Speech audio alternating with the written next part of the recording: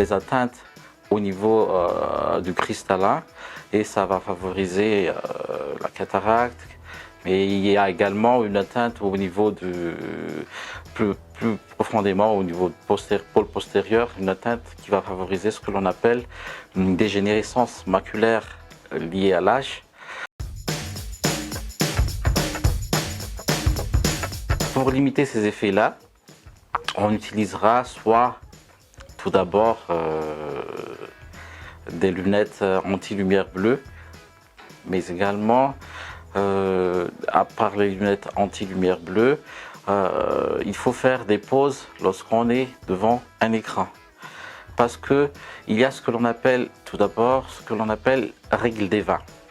La règle des 20 consiste à travailler pendant 20 minutes, puis regarder, faire des pauses pendant à peu près 20 secondes en regardant de loin.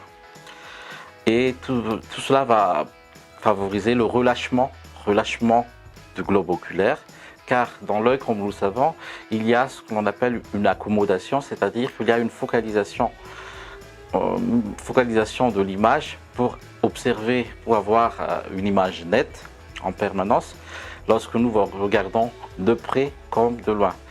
Et c'est grâce à cette focalisation qu'il faudrait que la personne peut voir normalement en vision de près sans avoir besoin de lunettes. Faire des pauses régulières, c'est-à-dire regarder très loin 20 mètres, pour ne pas favoriser ce que l'on appelle une myopie. Une myopie, lorsqu'on regarde tout le temps en fait de près, l'œil n'arrivera plus à exercer à voir de loin. Et donc le globe oculaire va augmenter de volume, de taille, et dans ce cas-là, la personne aura besoin de lunettes pour voir de loin, pour focaliser de loin, alors qu'elle n'aura pas besoin de lunettes pour voir de près. C'est la raison pour laquelle il faut limiter le travail de près.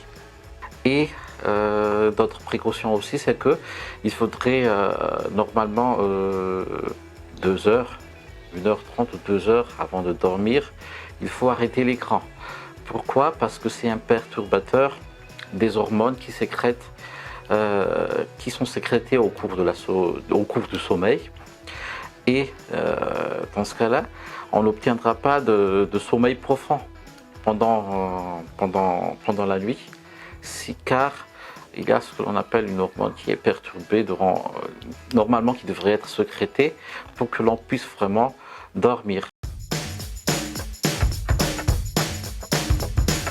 Bon, la distanciation par rapport à l'écran, normalement ça devrait être à l'écran de travail à une distance de 1 mètre normalement, mais c'est très loin.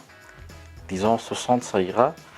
Et il faut avoir une posture, l'écran devrait être un peu plus haut par rapport à la tête, 10 cm un peu plus haut par rapport à la tête, pour que on ne regarde pas en bas, hein, pour qu'on ne soit pas fatigué. C'est une question de posture en fait.